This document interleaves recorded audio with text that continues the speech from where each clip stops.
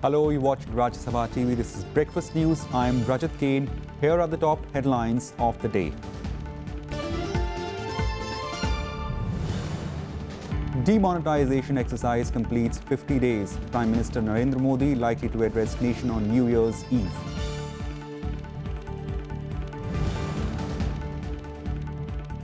Prime Minister Modi defends demonetization against opposition's criticism. Says not only has it forced out all black money into open, but has instantly neutralized counterfeit notes as well.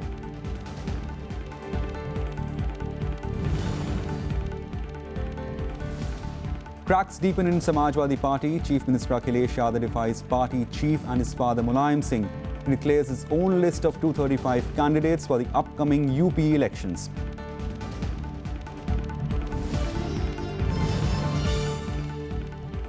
And United States expels 35 Russian diplomats as punishment for alleged interference into last month's presidential elections. Russia says it will take adequate reciprocal action.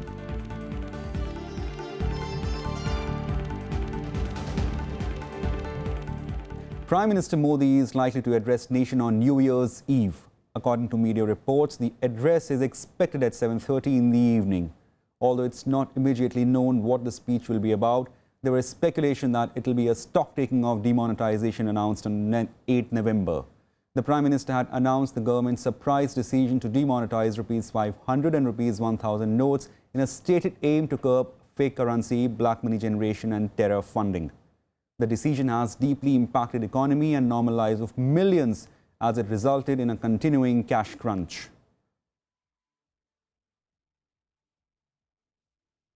Post-demonetization, Prime Minister Modi has spoken extensively about the exercise. In an interview to India Today magazine, the Prime Minister dismissed all criticism while talking about the impact of demonetization on Indian economy. Modi said all black money has been forced out into open, whether it belonged to corrupt politicians, bureaucrats, businessmen or professionals. He added that counterfeit notes has been instantly neutralized. Responding to opposition's allegations on Dr. Manmohan Singh's remark that note ban decision sparked of monumental mismanagement, the Prime Minister said the reference to organized loot was perhaps a reference to unending string of scams under former Prime Minister's leadership. According to Prime Minister Modi, the government tried its best to keep Parliament functioning. Modi said he was keen to speak in both the houses. He blamed what he called a concerted attempt by the Congress party to derail the functioning of both the houses. The Prime Minister added, if actions are undertaken with clarity and the purest of motives, the result will be there for everyone to see. He added that whatever his critics may say, he sought no personal benefit from this, only the greater good.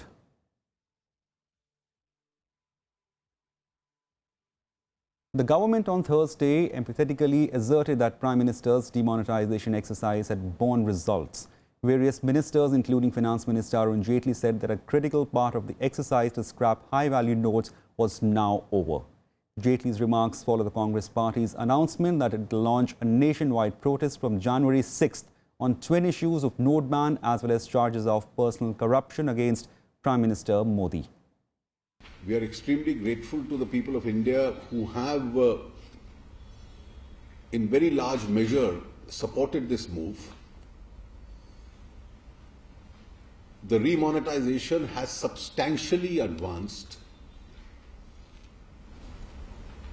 And what is significant is that not a single incident of any form of unrest has been reported in the country. Finance Minister Arun Jaitly thanking Indians for their patience in making demonetization a success.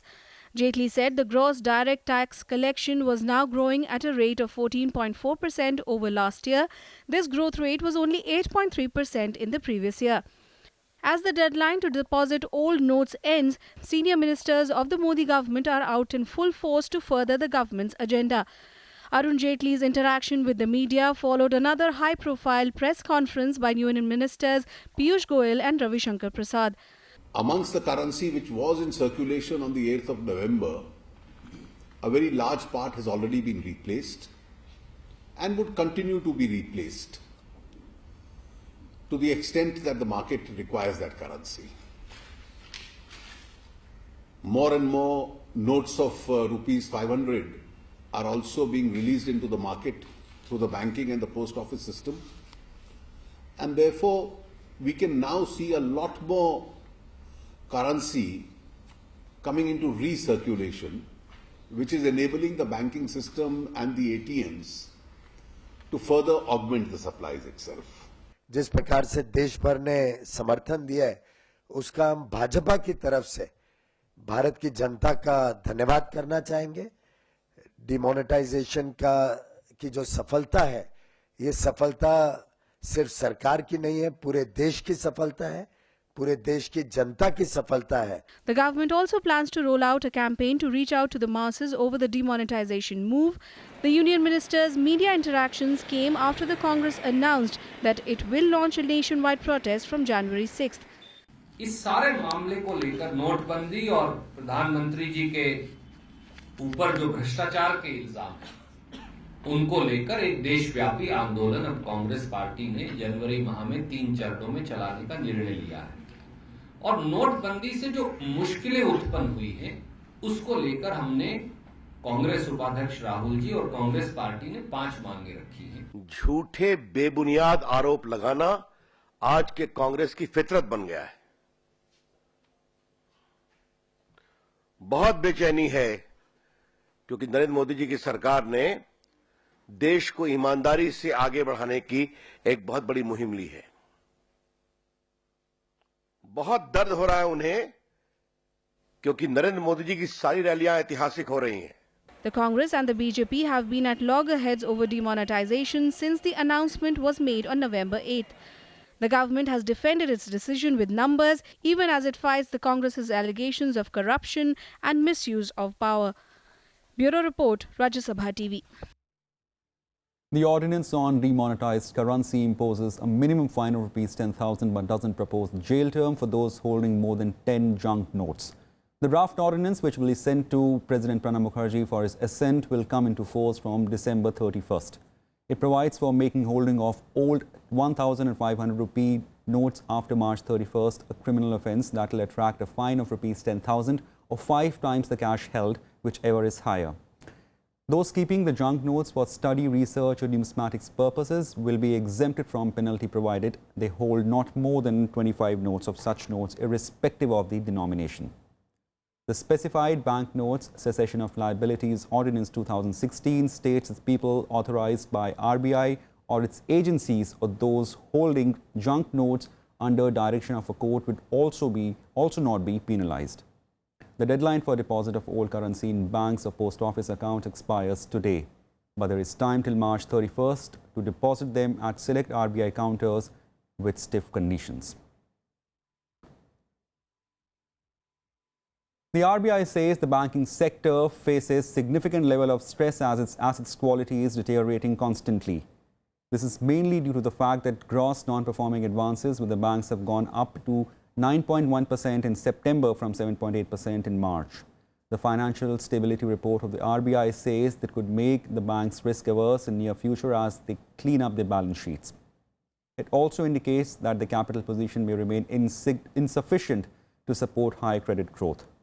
According to the report, while the share of total loan of large borrowers declined between March and September 2016, the share in non-performing advances increased.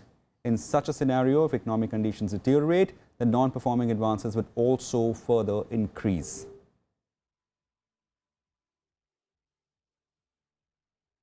Cracks in Samajwadi Party deepened after Chief Minister Akhilesh on Thursday declared his own list of 235 candidates for the upcoming assembly polls. In an open rebellion which could potentially split the party, the candidates were declared hours after Chief Minister met with ministers and leaders who were denied tickets by party supremo Mulayam Singh Yadav on Wednesday. Akhilesh had met his father on Thursday and expressed his displeasure over the distribution of tickets. Just months before the UP Assembly polls, the rift in the Samajwadi Party seems to be widening. A day after his choices were snubbed for the list of candidates, UP Chief Minister Akhilesh Yadav conveyed his displeasure to the party supremo Mulayam Singh over the choice of names. In a meeting at Mulayam Singh's residence in Lucknow, Akhilesh raised the issue of the omission of names recommended by him, including that of his close confidants. Akhilesh's rival and uncle Shiv Pal Yadav was also present in the meeting. लोग चाहते हैं जो सामंतवादी ताकतें हैं जो BJP के लोग हैं कहीं न कहीं दूर से घुसे हुए हैं और इतना गुमराह कर दिया नेताजी कोई मानने को तैयार नहीं। तो इसलिए हम लोगों ने कहा और टिकट उन्हीं के काटे गए हैं जो लोग ये पारिवारिक जो झगड़ा चला उसमें जो मुख्यमंत्री जी के साथ थे उनके पूछ के टिकट काटे गए। Earlier, the UP Chief Minister discussed the situation in a meeting with several ministers and party leaders, mostly those who were not given tickets. He had sent a list of candidates to his father a few days ago. But the list issued by Mulayam Singh on Wednesday did not include many candidates recommended by him. Mulayam also ruled out projecting him as the chief ministerial candidate. हमारे यहाँ कभी नहीं किया जाता और पार्टियों में किया जाता है, तो वे धाराशायी हो जाते हैं। हमारी पार्टी में पहले कोई नहीं किया जाता है और जब विधानमंडल दल की बैठक होती है तब तय हो जाता है। पहले भी हमने नहीं किया, हमने कभी नहीं किया। हाँ, हमारे नाम पर एक बार जनरल फैसला जरूर कर दिया। The opposition has, however, called the family feud a drama which is being staged to hide the failures of the government. Mulayam Singh का जो युद्ध है चचा भतीजे और भाई ये सब मिलके उत्तर प्रदेश को तबाह कर देगा, इसलिए उत्तर प्रदेश के लोगों को इनसे सावधान और सचेत रहना चाहिए। तो प्रदेश के लोग इन विफलताएं जो हैं अखिलेश की इनसे मुक्ति चाहते हैं और कोर मुद्दा जो मुख्य मुद्दा है वो ये है कि जो वादा खिलाफी अखिलेश यादव जी ने उत्तर प्रदेश की जनता के साथ की है, तो अब वो टिकट किसको देते हैं किसको नहीं देते हैं ये उनके घर का मसला है, लेकिन उत्तर प्रदेश के चुनाव के जो मुद्दे हैं और जो उन्होंने आश्वासन दिए थे प्रदेश को उसमें पूरी तरह से The factional feud in the Samajwadi Party came in open again after Mulayam Singh Yadav declared candidates for 325 of the 403 assembly seats on Wednesday. Around 43 sitting MLAs, including 3 ministers, have not been given a ticket yet, giving a big blow to the supporters of the Uttar Pradesh Chief Minister. Bureau Report, Rajya Sabha TV. Arunachal Pradesh Chief Minister Pema Khandu has been temporarily suspended by his party for alleged anti-party activities. The People's Party for Arunachal has also suspended Deputy Chief Minister Chaun Amin and 5 other party MLAs from primary membership with immediate effect. In an order issued by the party president on Thursday, the PPA announced that Pema Khandu was no longer the leader of legislature party and cannot exercise any of the powers bestowed by him as a leader of legislature party. PPA has also warned its sitting MLAs not to attend any meetings called by Khandu, failing which disciplinary action would be taken.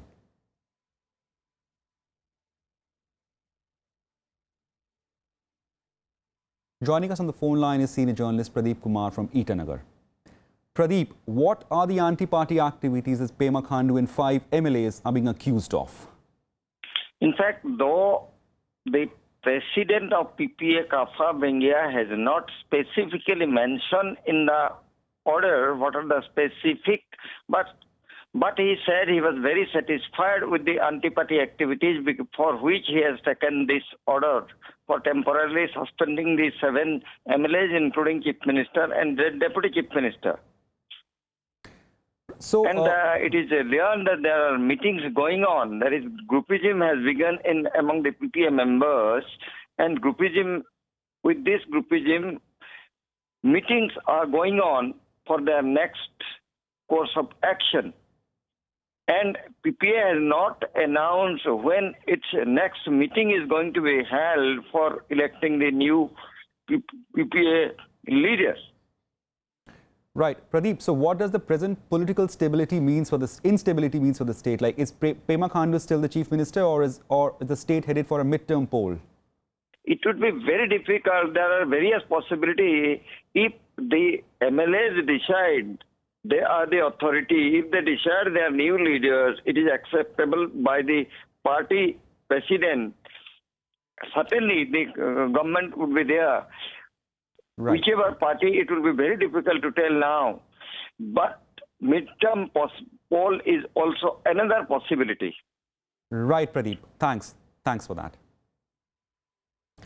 The Madras High Court on Thursday expressed deep concern over late Chief Minister J. Jayalalitha's demise and said the truth must come out. The court was hearing a PIL seeking a probe by an inquiry commission or fact-finding committee into Jaya's death.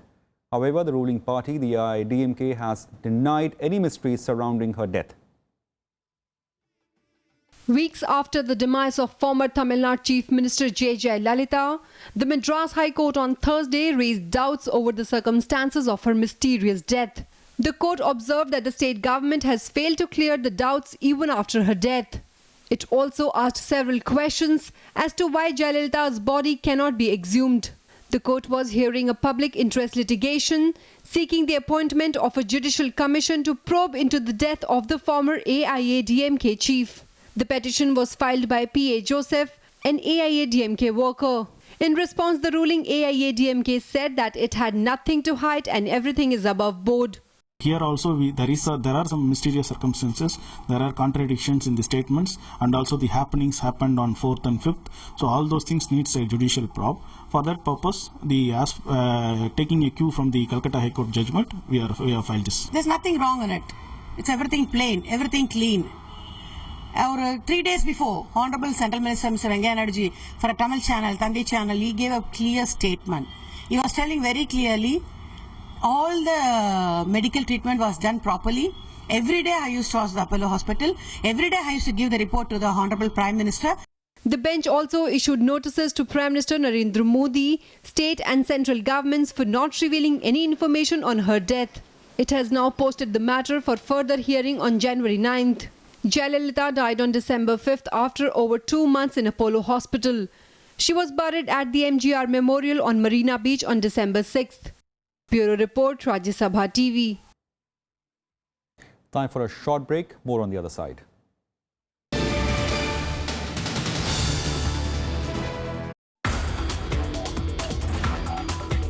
Like two persons, they cannot have same fingerprints. Similarly, no two woods in the world can have the same structure.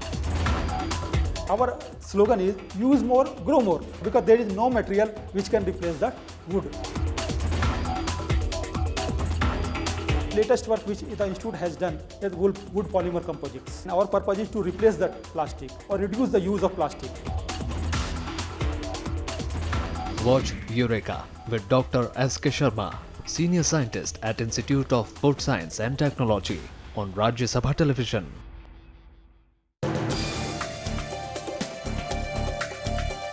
Hello and welcome. I'm Amritanshu Rai and you're watching Law of the Land on Rajya Sabha TV. Doing one good deed, and giving a baby to somebody who's infertile, I don't think can be anything better. Only people who really need surrogacy will be coming forward. I think again the larger interest has been kept in mind, which are these poor women who are being exploited. Watch Law of the Land on Rajya Sabha Television.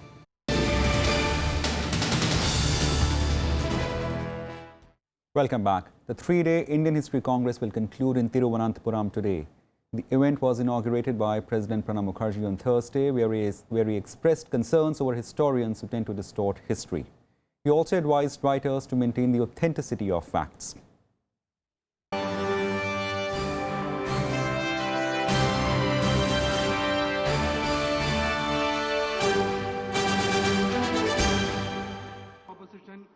On Thursday, President Pranab Mukherjee inaugurated the 77th Indian History Congress at Thiruvananthapuram in Kerala. During his speech, he stressed on the importance history has in managing the diversity of a country like India. He also pressed upon writing history in a scientific manner. And clinical appreciation of the facts and matters which are available at their command, to point out their strength, because it is not merely for theoretical and academic knowledge and pursuit of knowledge for knowledge's sake, but it is essential for strengthening our concept of Indian nationhood. The President also expressed concerns over historians who tend to distort history, advising writers to maintain the authenticity of facts. It is natural to love one's country, see as much glory to its past as one can detect, but patriotism should not result in blinkered approaches to interpreting history or compromise with truth in order to justify an argument of choice. The President addressed a gathering of over 3,000 historians and research scholars, along with Governor P. Sadavshivam, Chief Minister Pinarayi Vijayan and other dignitaries. On Wednesday, historian and professor of Aligarh Muslim University, Shireen Moosvi, was appointed as the new director of the Indian History Congress. Deepak Dobhal's report for Rajya Sabha TV. A look at what's scheduled to take place in the day ahead.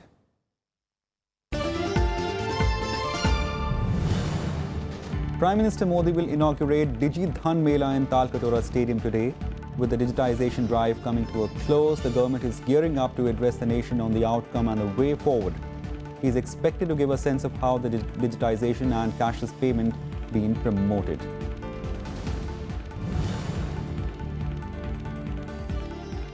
Singapore Deputy Prime Minister Tharman Shanmugaratnam will hold talks with Finance Minister Arun Jaitly in New Delhi to take bilateral economic ties to the next level by modifying the double taxation avoidance agreement. The agreement will modify the capital gains exemption.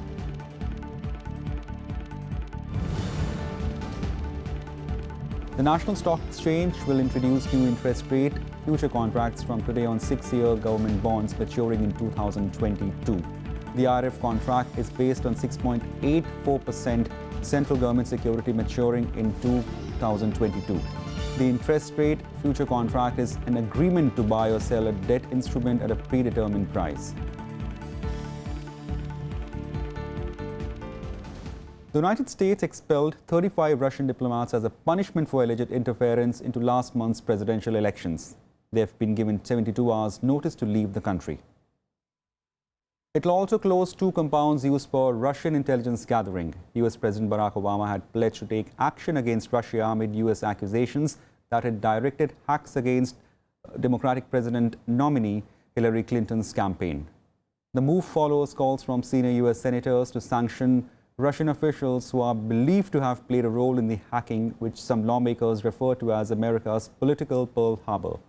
Meanwhile, Russia has pledged adequate reprisals over US sanctions and accused Washington of trying to destroy ties by making unfounded allegations of interference in the US election. Kremlin spokesperson Dmitry Peskov said the US wants to definitely destroy US-Russia relations, which have already reached a low. He also added that Russia will react in adequate manner based on the principles of reciprocity. A nationwide ceasefire between Syrian government forces and rebel groups has come into effect. The truce brokered by Russia and Turkey, which will act as guarantors, began at midnight. The deal includes many rebel groups, but not jihadists that include Islamic State or Kurdish YPG. The ceasefire appeared to be holding in most areas since early Wednesday. If it continues, peace talks are due to be held in Kazakhstan within a month.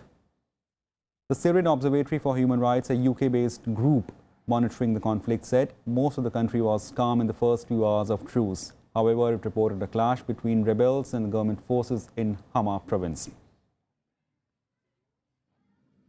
لأنه كان شريكنا في مكافحة الإرهاب.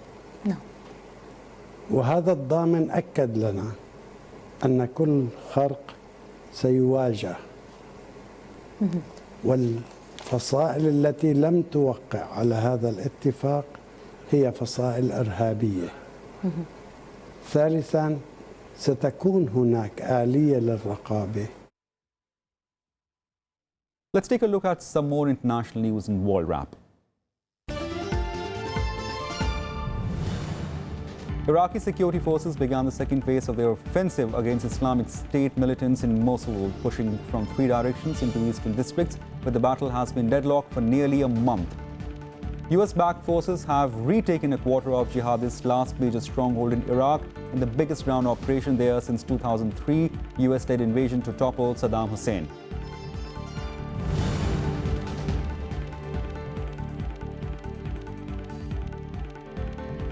Award-winning novelist Asli Erdogan and linguist Nesimi Alpay were released from prison in Turkey pending trial. The two were in jail since August on the charges of belonging to a terrorist organization harming national unity. Alpay and Asli Erdogan, who is not related to Turkish President Tayyip Erdogan, both pledged not guilty. On a release, Alpay said, her detention should have never happened.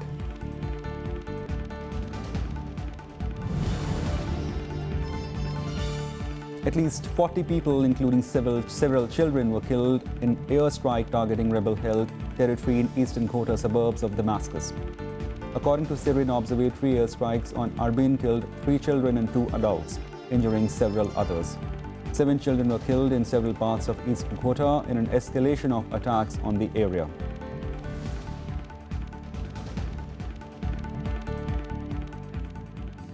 The Indian Olympic Association says it will not reply to Sports Ministry's show-cause notice on the elevation of Suresh Kalmadi and Abhay Singh Chautala as life presidents. The association claimed it enjoyed autonomy and independence from government interference. It also added that after having consultation with International Olympic Committee, the agency will take any steps. The elevation of Kalmadi and Chautala has kicked up a storm and stunned the Indian sports fraternity. Under intense pressure from various quarters, Abhay Singh Chautala has offered to relinquish the life presidency but said he will take steps only if the International Olympic Committee has reservations about his elevation to the position. Meanwhile, Kalmadi has chose to step aside.